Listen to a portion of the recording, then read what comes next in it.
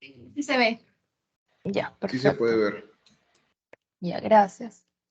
Entonces, en la sesión del día de hoy vamos a hablar sobre el citoplasma de manera bastante general y nos vamos a enfocar más en el citoesqueleto y en sus partes. Es decir, vamos a ver filamentos de actina o microfilamentos, filamentos intermedios, microtúbulos, así como organelas fibrales como los cilios y flagelos, entre otros. A ver, empecemos con el citoplasma. El citoplasma va a ser un líquido que es con textura gelatinosa y que lo vamos a encontrar al interior de las células. Ello va a incluir la matriz citoplasmática, que también llamamos citosol, así como los compartimentos de la célula. Está compuesto de agua, sales y diversas moléculas orgánicas.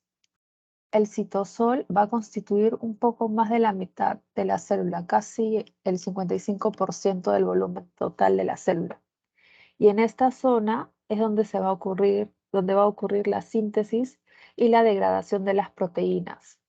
Esta síntesis y degradación de proteínas va a proporcionar un medio adecuado para que se lleven a cabo las reacciones metabólicas necesarias para la célula. O sea, todas las reacciones metabólicas o químicas se van a desarrollar aquí. Ahora, todos los componentes de una célula, por ejemplo, procariota, están en el citoplasma. Pero cuando hablamos de células eucariotas, van a existir otras divisiones.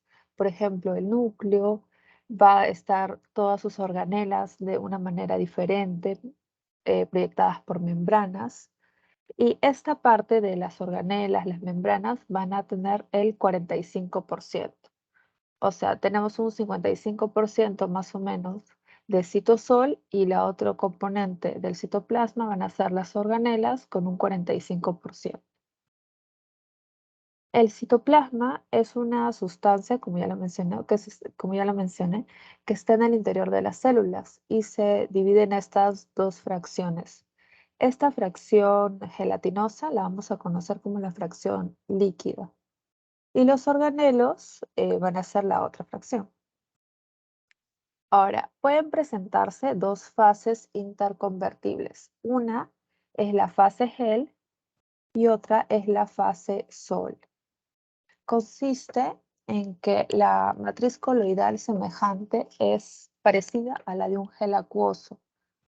¿Ok? Esa va a ser la textura, que está compuesta básicamente por agua, o sea, para que sea así, de esa contextura acuosa, está compuesta por agua y proteínas fibrosas. Estas proteínas fibrosas le pertenecen al citoesqueleto. Y entre estas proteínas fibrosas vamos a encontrar a la actina, los microtúbulos y los filamentos intermedios. Además, hay otra serie de proteínas que van de manera accesoria, que van a contribuir a formar este entramado de red que forman los filamentos proteicos. Y todo ello se va a armar en el citoplasma. Ahora, pasemos a la siguiente. Ahora que entramos a ver el citoesqueleto, que es parte fundamental de la célula, debido a que es responsable de proporcionar el sostén y estabilidad de la arquitectura celular. Además, va a participar en el transporte de sustancias en el citoplasma y va a contribuir a que se den los movimientos de los propios organelos. Es decir, los organelos se van a ir desplazando gracias a la función del citoesqueleto. También no solo va a desplazar organelos, sino los va a mantener fijados en su sitio. Por ejemplo, en la imagen, ustedes pueden ver un pedacito de célula, por decirlo así. Uy, se me fue. Aquí. Quería hacer el punte. Aquí está. Por ejemplo, este es un pedazo de la célula. Y acá vemos, por ejemplo, esto es un microtúbulo. Miren cómo fijan a las organelas. Acá tenemos una mitocondria fijada, este entramado de redes, los filamentos intermedios, cómo están unidos, cómo atraviesan las membranas para mantener fijadas a cada una de las organelas dentro de la propia célula. En esta parte podemos ver también que el citoesqueleto va a servir como una pista de desplazamiento. Ustedes se dan cuenta, miren cómo está formado, por ejemplo, estos microtúbulos. Parecen unas pistas. Ahora, hay un movimiento dentro de la propia célula, para que éste se genere de manera ordenada, se va a realizar por medio de estos, bueno, por medio de los filamentos intermedios, de los microtúbulos o los filamentos de actina. El citoesqueleto también va a ser responsable de transmitir señales. Esto lo vamos a ver más adelante en comunicación celular, pero por ejemplo los filamentos de actina y los filamentos intermedios van a tener un papel importante cuando se van a querer comunicar dos células, porque ambas van a salir de la membrana plasmática y se van a interconectar entre sí, de manera tal que haya un contacto por adhesión. También, y esto me parece que lo puse en el pasito de hoy porque vino en el parcial del ciclo pasado, el citoesqueleto es el encargado de fijar el ARN mensajero. ¿Ok? Esto es importante, puede ser que lo vuelvan a preguntar. Es una de las funciones que tiene el citoesqueleto, fija el ARN mensajero. Ahora, vamos con la siguiente.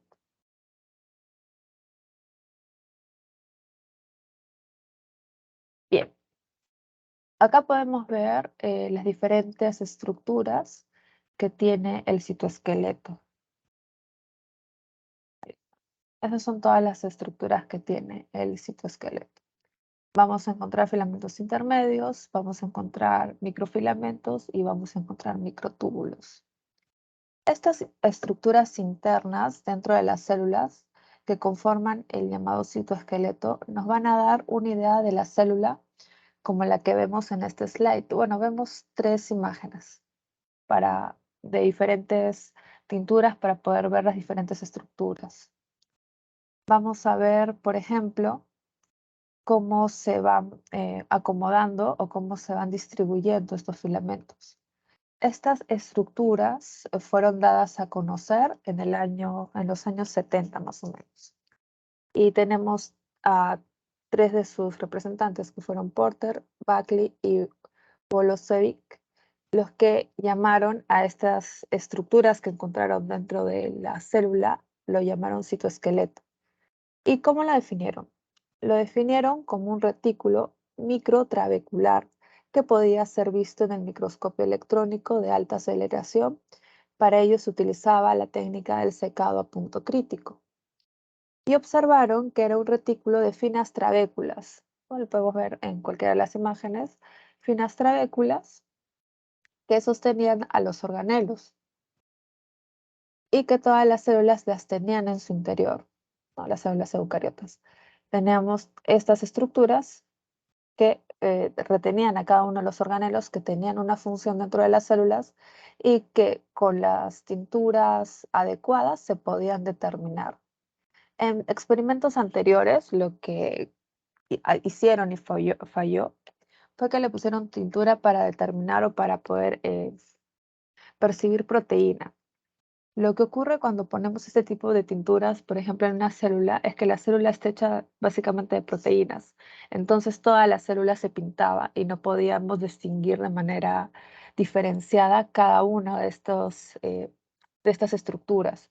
Si ustedes se dan cuenta, en estas tres imágenes, las tres estructuras son diferentes, pero es la misma célula. Entonces se está tiñendo de manera diferente a cada una de ellas. Y esta dinámica va a responder a cada uno de los coloreados. Por ejemplo, en la primera, el coloreado fue con anticuerpos de fluoresceína para que se vean verdes. Entonces, en un microscopio con ultravioleta se van a ver verdes, pero nosotros lo vamos a ver blanco y negro porque están hechos con microscopio electrónico. O sea, esta es con ultravioleta y esto es con electrónico. ¿Y por qué lo hacemos con electrónico? Para ver la estructura detallada. Porque si la vemos acá no se nota mucho, ¿no? O sea, está un poco, no está tan puntual o tan precisa. Aquí sí la podemos ver con mayor, parece una araña. La podemos ver con mayor detenimiento para tener los mayores detalles. Entonces, como la fluorescina está acoplada a anticuerpos que reconocen actina, aquí lo que estamos observando son los microfilamentos o también llamados los filamentos de actina. que van a tener una coloración más o menos verde. En esta segunda imagen vemos que la coloración se ha realizado con anticuerpos antitubulina, que fueron coloreados con cumarina. Y como la tubulina va a ser constituyente de los microtúbulos, en esta imagen lo que estamos observando son los microtúbulos. En esta tercera imagen vemos la bimentina. La bimentina es una proteína que constituye los filamentos intermedios. Hay otras proteínas más, pero en este caso estamos viendo la bimentina. Y como sabemos que es una proteína que constituye los filamentos intermedios, en esta imagen lo que estamos observando son los filamentos intermedios. ¿Qué más podemos observar de estas imágenes? Si notamos en estas dos imágenes de aquí, la primera como la segunda, los microfilamentos como los microtúbulos están bien definidos, ¿no? Y esto porque son largos, ¿se dan cuenta? Los microfilamentos son largos y los túbulos parece un enmarañón, están todos juntos y son largos. Los podemos ver bien definidos y podemos también ver cómo es su distribución. Por ejemplo, los microfilamentos tienen una distribución periférica, están más hacia las esquinas de la célula. Los microtúbulos están más centradas, ¿no? En la periferia no hay tanto, pero están más al centro. Pero si vemos los microtúbulos, perdón, los filamentos intermedios, ¿qué observamos? La imagen no se ve tan definida como las anteriores, ¿no? Está un poco más borrosa y su distribución es en la parte media. Es homogénea, pero es en la parte media. Entonces, cada una de estas imágenes nos permite identificar bajo qué estructura estamos analizando. ¿Ok? Ahora, a rasgos generales, vamos a ver lo que es el citoesqueleto.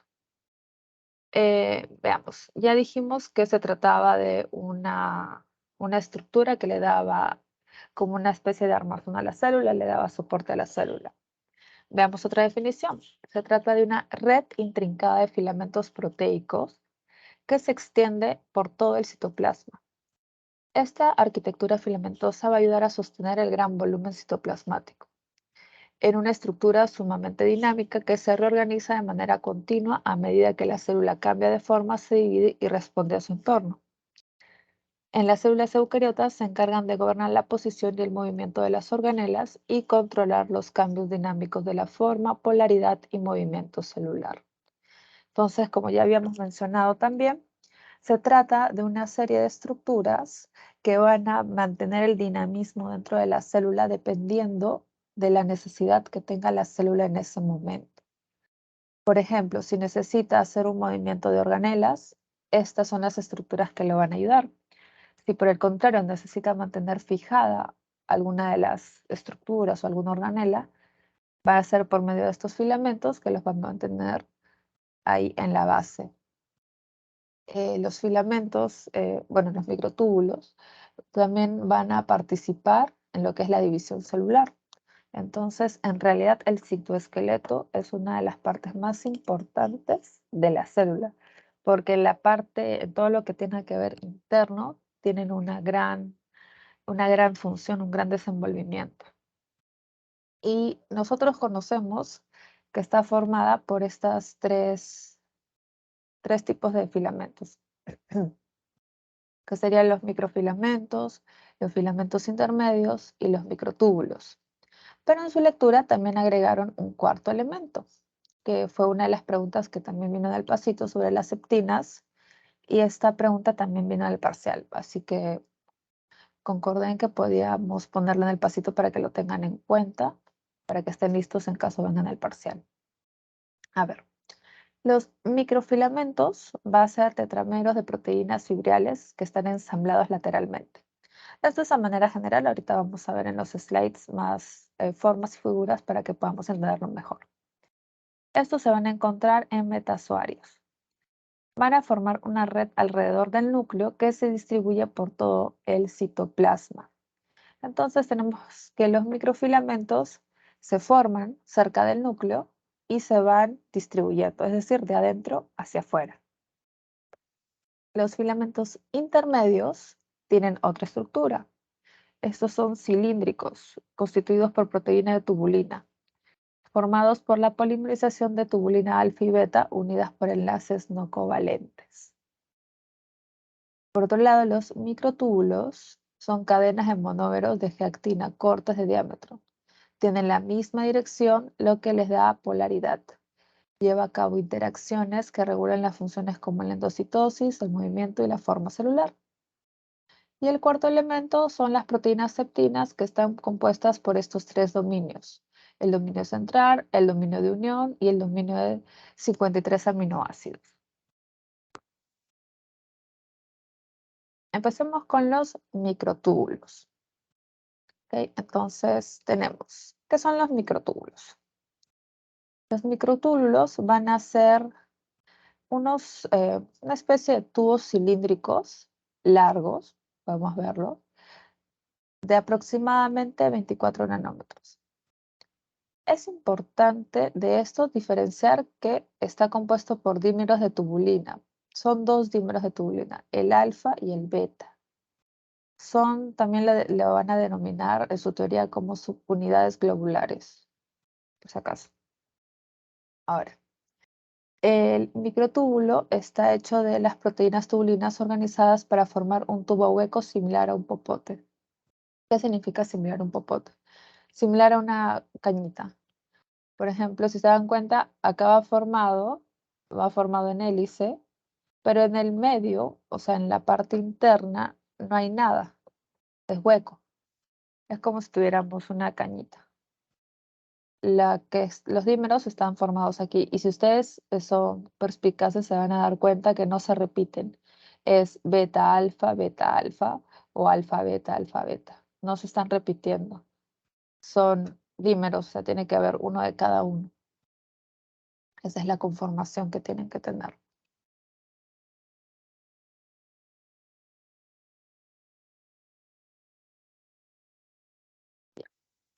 ¿Qué más? Es una estructura dinámica, y eso lo vamos a ver ahorita en un segundo cuando veamos el ensamble de los microtúbulos. Los microtúbulos se van a ensamblar. Ahorita vamos a ver cómo ocurre. Van a presentar una direccionalidad, lo que significa que sus dos extremos son estructuralmente diferentes. Aquí lo pueden ver. Si un extremo es alfa, el otro extremo va a ser beta. Esto es una de las condiciones que tienen que cumplir. Una sola hilera del microtúbulo se llama protofilamento, si alguien les pregunta o si vienen alguna pregunta. Esta hilera, lo que estoy señalando con el cursor, solo esta hilera se va a llamar protofilamento. Ahora, cada subunidad globular, esta es una subunidad globular, consta de una sola molécula tubulina. Es decir, esta solamente puede ser o alfa o beta, pero esta solo tiene una molécula tubulina. Las subunidades se van a disponer en hileras longitudinales, a lo que vamos a llamar protofilamentos. Y están alineados, si se dan cuenta, todos estos están alineados, por más que estén en una forma helicoidal. Si agarramos y los cortamos transversalmente, se va a notar que los microtúbulos casi siempre contienen 13 subunidades por cada circunferencia. Y acá los podemos contar. ¿Ok? Son datos que no he visto que pregunten en parciales, pero de repente puede venir alguno. Luego, ¿qué más podemos encontrar? Se van a formar rieles para las proteínas motoras llamadas kinesinas y dineínas. Eso también lo vamos a ver en un momento. Estas dos proteínas motoras van a ayudar a transportar las vesículas y otros cargamentos. Acuérdense que todos estos filamentos del citoesqueleto van a funcionar como unos rieles, como unas pistas. ¿Y qué sucede en las pistas, en los caminos? O sea, si fuera un camino, nosotros caminaríamos sobre él. En este caso, nosotros no caminamos sobre él, lo hacen las proteínas. Las proteínas utilizan estos filamentos para desplazarse llevando determinados cargamentos, que puede ser que estén llevando otra proteína, que estén llevando agua, que estén llevando alguna vesícula de un lugar a otro, transportándola y utilizan este caminito. Tengan como una imagen un poco creativa para poder entender la función que tiene el citoesqueleto. Y como les comentaba también, durante la división celular, los microtúbulos se organizan en una estructura que se llama el uso acromático. Y esta estructura de uso acromático es el que va a participar en la división celular. ¿Ok? Él va a tener un papel participativo en la división celular al momento de dividir las células hijas de la madre. En el momento en que una célula se convierte en dos, va a ser gracias a los microtúbulos que se va a producir esta división. Ahora veamos el ensamblaje de los microtúbulos. El ensamblaje de los microtúbulos va a suceder en un solo extremo del microtúbulo. Bueno, a ver, antes de entrar, ¿todo claro o hay alguna pregunta de repente?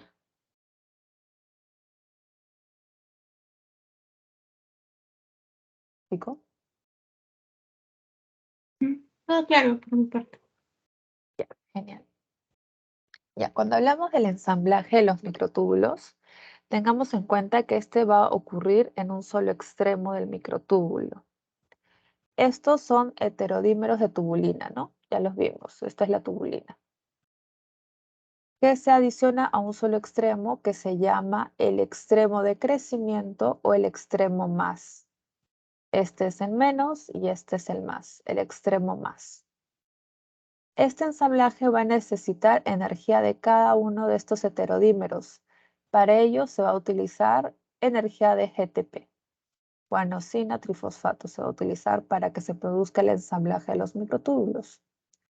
Este GTP, al hidrolizar los fosfatos de este nucleótido, va a formar energía.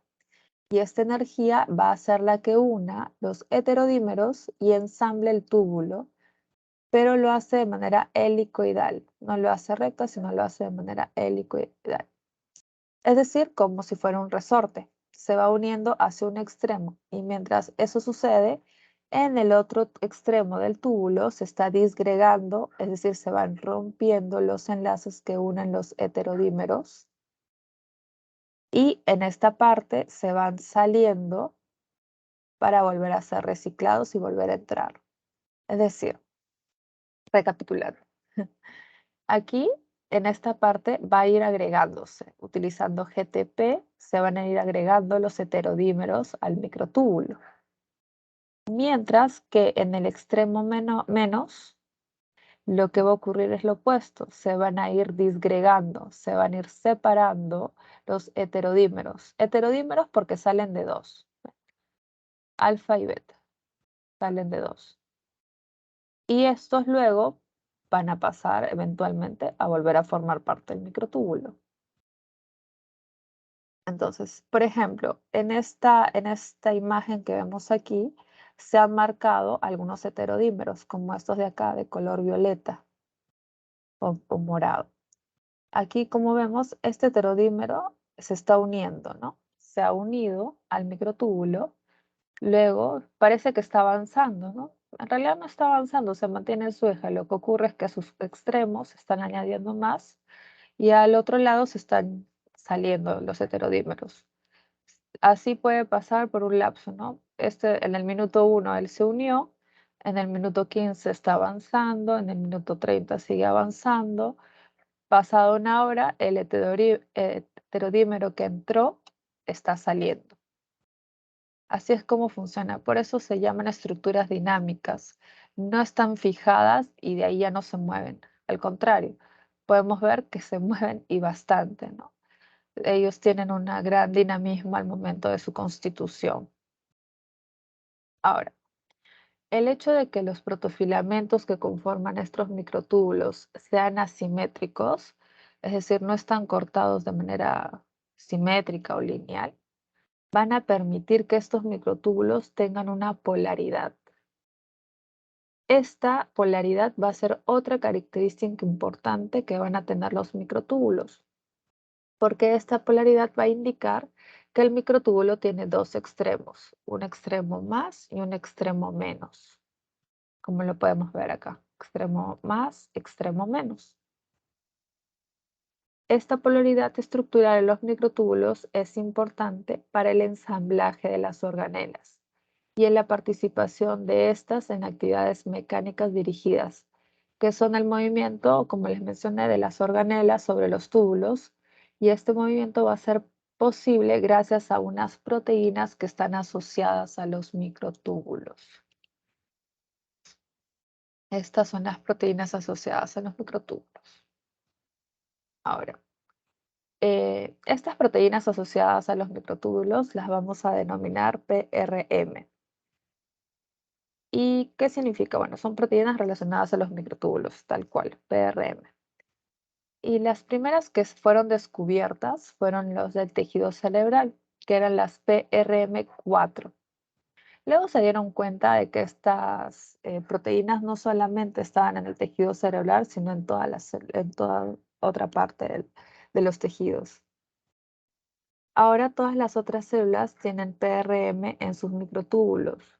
Frecuentemente las PRM tienen una porción globular, que es una parte proteica, ¿ok? La porción globular, que es una parte proteica, que está fijada al microtúbulo. La podemos ver acá. Este es el microtúbulo y esta es la porción globular. La vemos que se encuentra fijada. En este caso tenemos un PRM2. Este es la proteína relacionada con el microtúbulo, el PRM2. Esta es la porción globular y esta es la parte de la cola que se encuentra hacia afuera, que sale del microtúbulo, es externa al microtúbulo. Y estas van a ayudar a que interactúe el microtúbulo con otras estructuras, porque forma como una especie de, como una manito, pues, una especie de señalización que va a permitir que ésta se pueda interactuar con otras estructuras que se encuentran fuera del microtúbulo. ¿Cuáles son las funciones que tienen estas proteínas? Básicamente estas cuatro. Van a interconectar los microtúbulos formando haces visibles que son puentes transversales, es decir, microtúbulos con microtúbulos. Van a incrementar la estabilidad de los microtúbulos, les van a brindar estabilidad, van a alterar la rigidez e influir en la velocidad del ensamblado del microtúbulo. Y finalmente, tengamos en cuenta que su actividad está controlada por las fosforilaciones o desfosforilaciones de las protoquinasas, que es un aminoácido particular que se da en este caso de proteínas. Luego de las proteínas relacionadas a los microtúbulos, vamos a tener también otras proteínas que se van a unir a los microtúbulos y se desplazan sobre estos túbulos.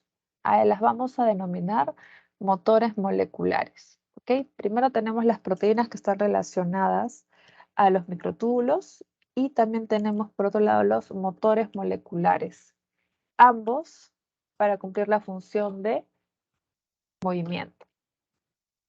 ¿Ok? Estos motores moleculares también son proteínas que operan en coordinación con el citoesqueleto. Son transductores mecanoquímicos. ¿Qué significa que sean transductores mecanoquímicos? Es decir, van a convertir la energía química de ATP en energía mecánica. ¿Para qué la convierte? Para poder desplazar las cargas celulares y fijarse al motor. Vamos a tener tres tipos de motores moleculares: la miosina, que está aquí, la quinesina, que es esta de aquí, y la dineína, que es esta de aquí. Vamos a ver, por ejemplo, que la dineína citoplasmática y la quinesina son motores moleculares de microtúbulos, mientras que la miosina es un motor molecular, pero del filamento de actina, los microfilamentos. Empecemos con la quinesina. A ver, Las quinesinas fueron aisladas de la acción de calamar gigante recién en el año 1985. Las quinesinas van a ser una familia completa de proteínas. Los dominios motores o cabezas tienen secuencias semejantes y esto es explicable porque se desplaza sobre los microtúbulos. Aquí vemos, esta es la quinesina y este es el microtúbulo. Esta se va a desplazar sobre el microtúbulo. Y si se dan cuenta, está yendo a la parte positiva del microtúbulo. Esto se debe a que reconocen secuencias alfa-beta tubulina. Y es lo único que tienen que reconocer. Por eso es que la secuencia de aminoácidos en esta proteína en las cabezas es muy semejante. Mientras que las colas tienen secuencias diferentes de acuerdo a las diferentes cargas que transportan. O sea, vamos a tener que las cabezas, estas son las cabezas, se están guiando por el alfa-beta tubulina y se van caminando, bueno, se van por el túbulo, el microtúbulo. Y en esta parte de acá llevan su carga, que puede provenir de cualquier parte. Ahora, las quinesinas siempre se van a desplazar hacia el extremo más. Fíjense acá, aquí está el más y la quinesina está yendo para allá.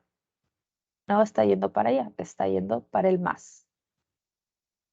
Esto es importante debido a la polaridad del túbulo. Y esta polaridad se daba gracias a ¿qué? A la asimetría que tenía el protofilamento, ¿verdad? Entonces, este va a ir hacia el extremo más debido a que solo reconoce el heterodímero alfa-beta. No lo reconoce al revés, no reconoce beta-alfa. Entonces, como reconoce alfa-beta, se va al extremo más. Ahora, en las neuronas, los extremos positivos de los microtúbulos están dirigidos hacia las terminales sinápticas. Por eso las quinesinas van a intervenir en el movimiento que llevan cosas en las neuronas desde el centro de la célula hacia el extremo del botón sináptico. Al igual que aquí, y en el caso de las neuronas, las quinesinas se están yendo hacia la parte positiva.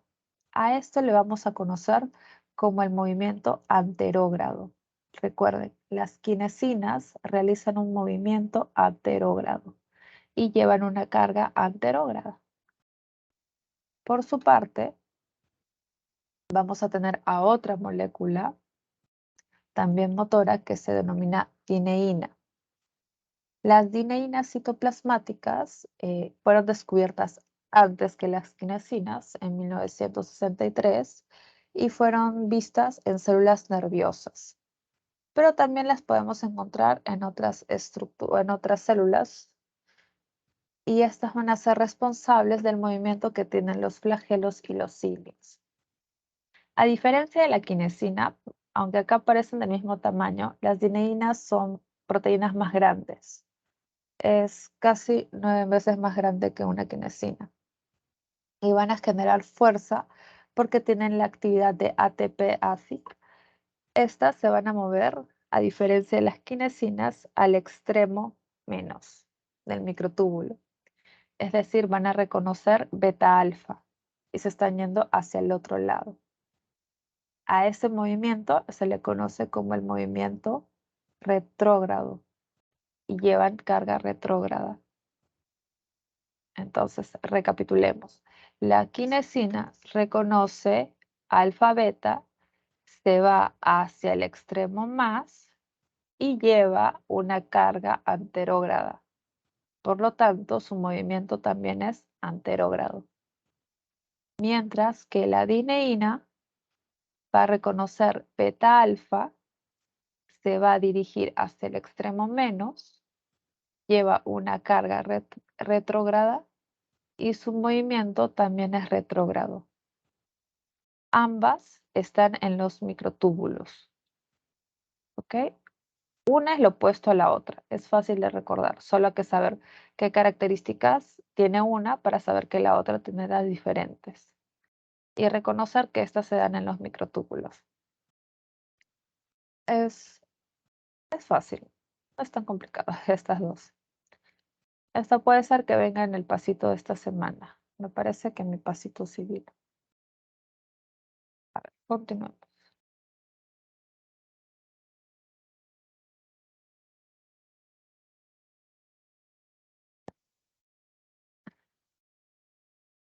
Ya cambió. Muy bien. Ahora hablemos de los microfilamentos o también llamados los filamentos de actina. Los filamentos de actina van a ser los más delgados de estas tres estructuras. O sea, por dimensiones, el más grueso son los microtúbulos. Luego vamos a tener a los filamentos intermedios, como su nombre lo dice, intermedio en las medidas. Y finalmente los microfilamentos que están constituidos básicamente de actina, por eso le denominan filamentos de actina también. Estas van a ser finas fibras proteicas y tienen un diámetro alrededor de 7 nanómetros, pero dependiendo de la bibliografía puede ser 6 nanómetros también. Y están compuestos de muchos monómeros unidos de una proteína llamada actina, como les mencioné, combinados en una estructura que se asemeja a una doble hélice. La podemos ver en imagen. Este es un filamento de actina. Parece una doble hélice. Tienen una direccionalidad, lo que significa que sus extremos tienen diferente estructura. Sus extremos son un poco diferentes. Están compuestos generalmente, bueno, están compuestos de actina y su estabilidad va a estar controlada por ATP y por iones de calcio. Es importante cuando les digan qué puede influenciar en los filamentos de actina y les pongan diferentes elementos, ustedes van a elegir el que diga calcio. Calcio es el que influye o controla la estabilidad de los filamentos de actina, si eso les viene en el parcial o en algún pasito. Luego los microfilamentos tienen funciones, al igual que los otros que vimos, bueno, igual que los microtúbulos. Sirven como rieles para el movimiento de una proteína motora. En este caso, la proteína es la miosina, a diferencia de los microtúbulos, que era la quinesina y la dineína. Esta miosina va a formar también parte de los filamentos. Debido a su relación, la actina está implicada en muchas funciones celulares que requieren movimiento. Van a servir como pistas dentro de la célula para el transporte de cargas.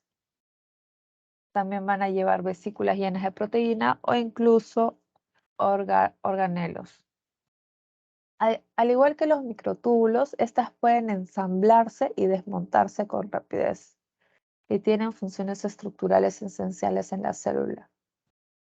Los microfilamentos también van a intervenir en el movimiento de las células no musculares, en el desplazamiento, en la contracción y la citocinesis.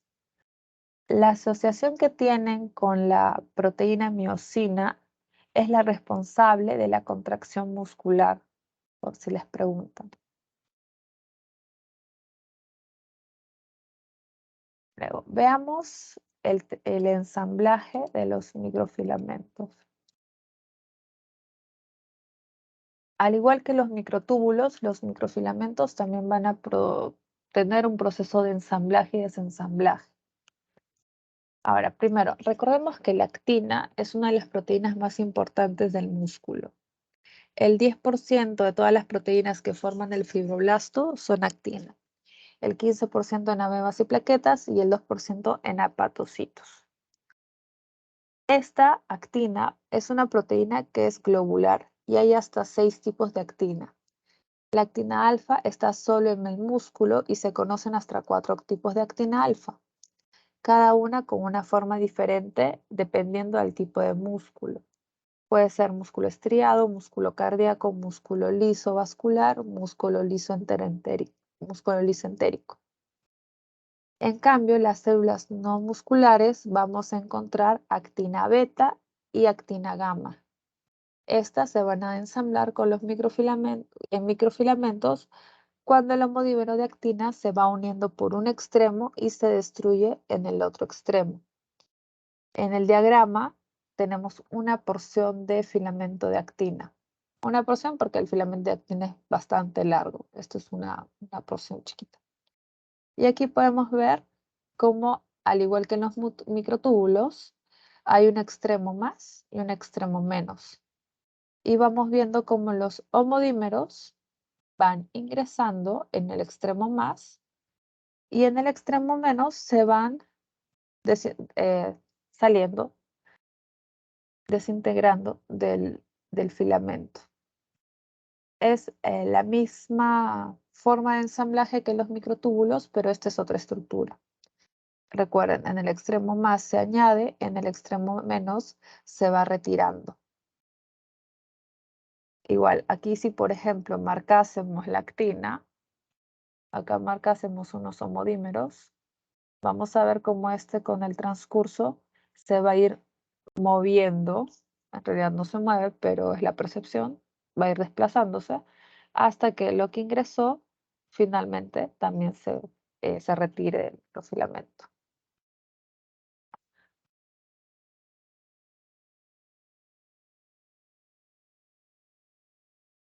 Bien, sigo. Luego vamos a tener los filamentos intermedios. Los filamentos intermedios van a estar conformados por muchas cadenas de proteínas fibrosas que están entretejidas. Van a tener un diámetro de entre 8 y 10 y tienen diferentes variedades, cada una formada por distintas proteínas. Estos son más permanentes que en el caso de los microtúbulos y los microfilamentos. ¿A qué nos referimos con más permanentes? Que no tienen el mismo proceso de ensamblar y desensamblar como si lo tienen el microtúbulo y los microfilamentos, ¿no? Esto es una estructura un poco más sólida, por decirlo. Su especialidad es soportar la tensión y mantienen a la célula en la forma de la célula, dependiendo de qué tipo de forma tenga la célula, y se suelen anclar al núcleo y a otros organelos en el lugar. Esa es su misión básicamente. Y si se dan cuenta, son muy diferentes a las otras imágenes. Ahora, los filamentos intermedios únicamente han sido identificados en las células animales, no en las vegetales. Y hay de 6 clases. Y esta parte, estas 6 clases, es importante que las recuerden. La queratina es una proteína. La vamos a encontrar en las células epiteliales. La bimentina es otra proteína y la vamos a encontrar en las células de origen mesodérmico. La desmina es una proteína que la encontramos en células musculares, glial en células gliales, neurofilamentos en neuronas y periferina en neuronas del sistema nervioso central. Entonces, estos 6 y su correspondencia es importante.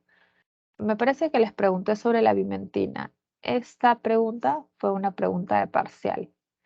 Puede ser que en su parcial ustedes les pregunten sobre otra proteína, así que es bueno que sepan a cuál pertenece cada una. A ver, seguimos hablando sobre los filamentos intermedios. Estos van a ser muy resistentes. Una de sus características es que son muy resistentes a las fuerzas de tracción. Son más estables a la fragmentación química. También son más difíciles de solubilizar utilizando procedimientos leves de extracción. ¿Qué van a darle a la célula? Le van a dar a la célula una fuerza de tensión, ya que su función consiste en repartir tensiones, que de otro modo podría romper a la célula. Entonces, esta es una característica importante de los filamentos intermedios. Son resistentes a las fuerzas de tracción y pueden proveer a la célula de fuerza de tensión para que ella pueda repartir las tensiones que recibe por toda la célula y así evitar que se rompa. ¿Hasta aquí hay alguna pregunta, chicos?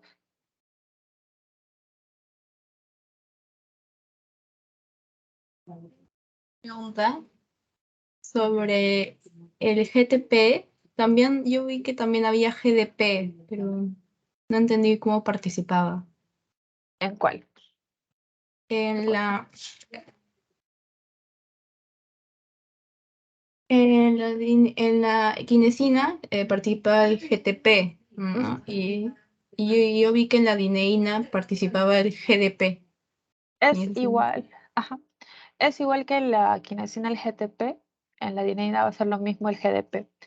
¿Qué va a convertir? Ellos van a convertir al momento de fosforizar estas energías, van a convertir en mecánica, van a producir, su función es producir el movimiento de estas proteínas.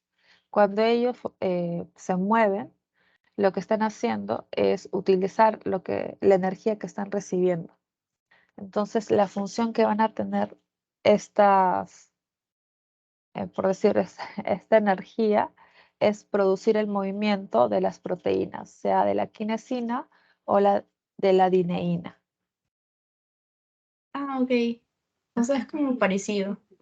Sí, son parecidas. Es su suplemento para que puedan moverse. Ah, ok, gracias. Bien, entonces, hemos visto ya los 3 grandes componentes del citoesqueleto y ahora vamos a ver los centros organizadores de los microtúbulos. A ver, veamos.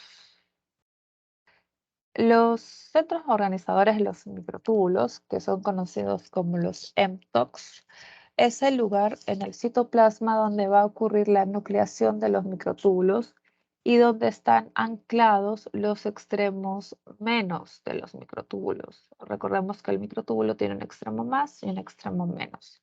En los centros organizadores van a estar anclados los extremos menos. Y va a tener 2 funciones principales. Una va a ser la organización de los flagelos y los cilios eucariotas.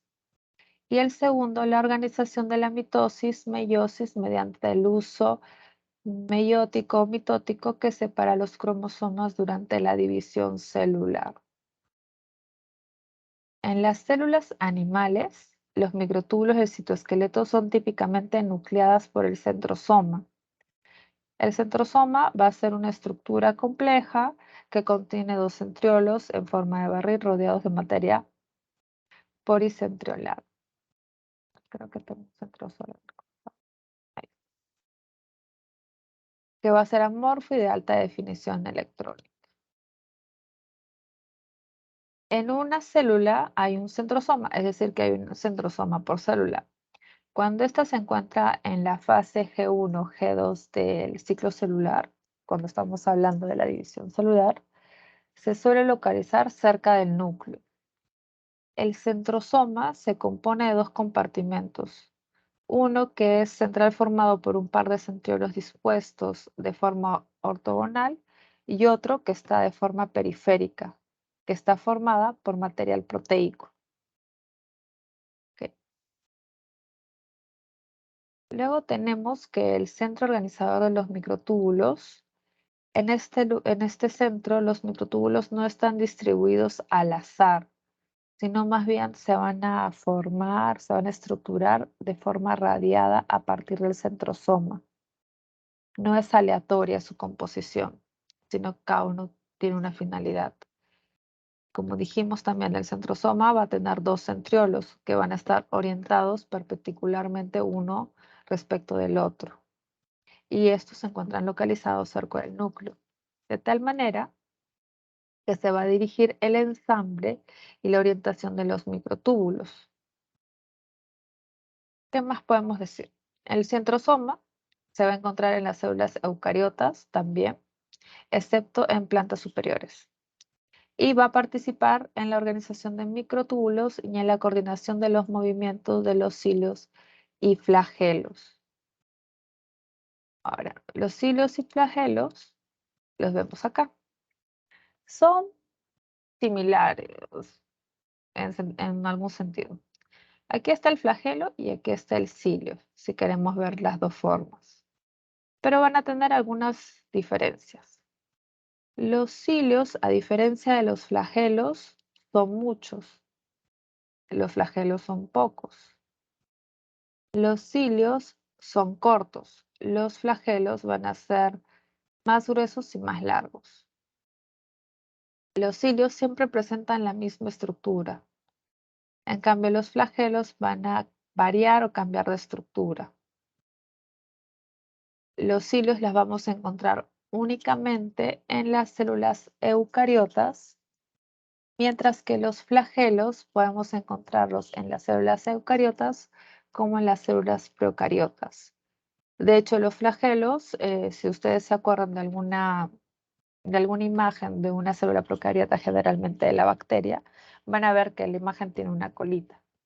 Es el flagelo, la colita. Entonces, sí están en la célula procariota. Los hilos de flagelos van a tener una estructura bastante similar. Tienen un diámetro más o menos de 0,25, tiene un axonema constituido por microtúbulos y sus proteínas asociadas. O sea, dentro del cilioflagelo, ¿qué vamos a encontrar? Que están constituidos ¿de qué? De microtúbulos. Y las proteínas asociadas a los microtúbulos, que ya habíamos visto las PRM, también como los motores, ¿no? Los motores que son la quinesina y la dineína. ¿Qué más? Tiene una longitud variable de algunas micras, o sea, puede ser micras o milímetros, pero son parecidos en algunos aspectos. Muchas bacterias, como les dije, tienen flagelos de estructura diferente y algunas veces estas estructuras de los flagelos no van a tener los microtúbulos.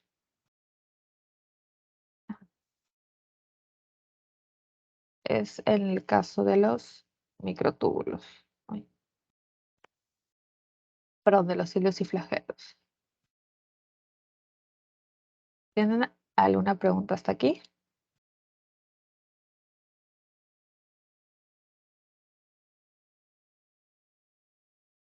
Chicos. Todo claro. Ya, genial. Bastante claro la clase. Ya, genial, chicos. Entonces, este fue el tema del día de hoy. No es tan largo como los anteriores, pero de aquí les rescato, de nuevo ahorita les voy a mandar el post-test, pero voy a dejar de grabar. Les voy a mandar el post-test y, ajá.